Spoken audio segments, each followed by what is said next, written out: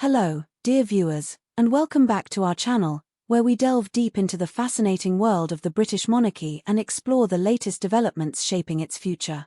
Today, we have truly significant news to discuss, news that hints at both the enduring work of King Charles III and the evolving, increasingly bold role of his heir, Prince William, as the monarchy charts a careful, sometimes precarious course through the complexities of the modern world. If you find our explorations of royal life insightful, please do take a moment now to give this video a like. It really helps our channel reach more viewers like you. And if you haven't already, be sure to subscribe and tap that notification bell, so you never miss any of our in-depth updates. Now, let's turn our attention to Buckingham Palace itself, where, despite a period marked by concern for the monarch's health, important conversations and long-range strategic planning are clearly underway. Even as King Charles undergoes regular treatment for cancer, he has maintained an unyielding commitment to his role, embodying both resilience and duty. The king is not merely focused on the immediate day-to-day of the monarchy, he is shaping the themes, the priorities, and the legacy that will define his reign and perhaps influence the monarchy for generations to come. Recently, news emerged of a rather private yet poignant engagement that took place at the palace, one that, while lacking the fanfare of a state banquet or royal procession, may ultimately prove far more meaningful in the story of his reign. As revealed by Rebecca Russell, the deputy royal editor for Express UK, King Charles recently held a meeting at Buckingham Palace with a group of refugee professionals. What made this engagement unique was that these individuals had been thoughtfully paired with members of the royal household, signaling more than a gesture of support, a deliberate attempt to weave new perspectives and experiences into the very fabric of royal life. According to Miss Russell, this ongoing focus on inclusivity and a determined commitment to doing good will undoubtedly stand as among King Charles's greatest legacies. She pointed to the king's choice to include representatives of all faiths at his coronation, a moment widely praised for its modern, inclusive spirit. But it didn't stop there. Since ascending the throne, Charles has consistently made similarly thoughtful, quietly revolutionary touches in his public life, signaling a vision of a monarchy that reflects the rich diversity and humanity of modern Britain. Much of this work is carried out through the King's Trust, formerly the Prince's Trust, an organization Charles founded decades ago to help young people and vulnerable communities.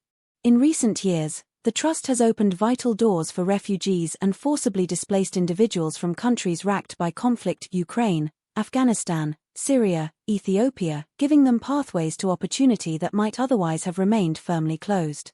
As Miss Russell put it, without Charles's commitment, without the Trust's hard work, those doors may never have opened. But the story does not end there. As King Charles continues to champion these causes, attention is shifting to his eldest son and heir, Prince William, who is now poised to take this mission further and, in doing so, to cross boundaries that were, until recently, considered taboo for members of the royal family. In a move that has drawn attention both at home and abroad, Prince William recently met with frontline aid workers from the Palestinian Red Crescent Society, PRCS, the main provider of emergency medical and humanitarian services in the region. The meeting was not a photo op, but a candid and deeply empathetic exchange, one that underscored the prince's commitment to understanding, firsthand, the scale and nature of suffering in one of the world's most intractable conflict zones. This engagement came on the heels of an unusually direct and, for a royal, remarkably courageous public statement William made back in February. In that statement, the Prince of Wales called for increased humanitarian aid for Gaza and for the release of hostages. While, on the surface, these words may sound measured, for a working royal whose every public word is expected to be meticulously neutral, they represented a quiet but seismic shift. For generations, the monarchy has been scrupulously careful to steer clear of political entanglements, particularly those involving foreign conflict. The expectation has been unwavering neutrality, a role above politics, so the royal family could serve as a symbol of unity for the nation and the Commonwealth. Commenting on the Israeli-Palestinian conflict, in particular, has always been considered off-limits, too volatile, too fraught, too easily misinterpreted. But with the world growing smaller and global crises ever more visible, those boundaries are beginning, it seems, to blur. The fact that Prince William not only issued a statement, but then followed it up with a direct meeting with PRCS representatives, is deeply significant. It signals a new willingness, whether born of generational change, global necessity, or personal conviction to step beyond the old lines, even at the risk of controversy. For William, it appears that the humanitarian imperative now outweighs the fear of political misstep. And make no mistake, this is not a move without risk. Any comment or action related to the Israeli-Palestinian conflict is bound to be scrutinized, parsed, and, by some, criticized. It requires navigating a diplomatic tightrope, where even a well-intentioned plea for humanitarian aid can be seized upon as evidence of bias or partisanship. Yet, as the original reports describe, William has found the resolve and perhaps the courage to step forward. This, in turn, raises fascinating questions about the direction of the monarchy itself. Are we seeing the emergence of a new royal style, one that is more active, more global, more willing to engage, even where angels once feared to tread? Is this the result of careful planning and guidance by King Charles, who is not only managing his own reign but also, it seems, preparing his heir for the complexities of a 21st-century monarchy? Or is it William himself, acutely aware of the world he will inherit, making his own mark, defining his legacy, even as the future king-in-waiting? The alignment between Charles's focus on inclusivity and William's engagement with humanitarian crises appears, in this light, to be more than coincidence. It's a signal, a message to the world and the nation that the royal family is not indifferent, not aloof, but engaged and evolving. In an era where global events are instantly visible and deeply felt, where millions can watch suffering and injustice unfold on their phones, remaining absolutely silent on humanitarian catastrophe is, in itself, a political act. The royals, by carefully addressing the humanitarian aspects of conflict while avoiding explicit political comment, may be redefining what it means to be above politics. They are not choosing sides, they are choosing humanity. Prince William's carefully worded intervention on Gaza focused on the urgent need for relief issues less contentious, perhaps, than the politics that underlie them.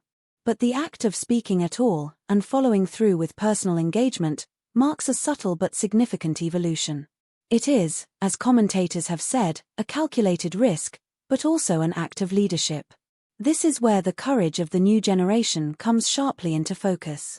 William is stepping into a role where every gesture will be dissected, every word measured against centuries of precedent. And yet, as the world changes, so too must the monarchy, if it hopes to remain relevant, compassionate, and connected. The recent private meeting between King Charles, refugee professionals, and the royal household, and the public engagement by Prince William with the PRCS, are more than isolated events, they are pieces of a larger puzzle. They suggest a coordinated, or at least deeply aligned, effort to transform the monarchy into a force for good, one that champions inclusivity, humanitarian aid, and a deep concern for the vulnerable, not just within the United Kingdom but around the world. King Charles is, it seems, defining his legacy not only through ceremonial splendor, but through quiet, consistent acts of compassion and social engagement. Prince William is taking that legacy a step further, using his growing influence to shine a light on the world's darkest corners, even those entwined with controversy. This transformation is not without risk. There will be critics, both at home and abroad, who argue that the monarchy should remain silent, that it should never risk the appearance of taking sides, even for the best of reasons. But there will also be those who welcome the change, who see in these actions the possibility of a monarchy that is both ancient and modern, rooted in tradition, but not afraid to evolve, to empathize, and to lead. In conclusion, the recent actions of both King Charles and Prince William suggest nothing less than a deliberate effort to reshape the monarchy's identity for the 21st century. Charles is solidifying a legacy of inclusivity, humanitarian action, and moral leadership, even as he battles personal health challenges.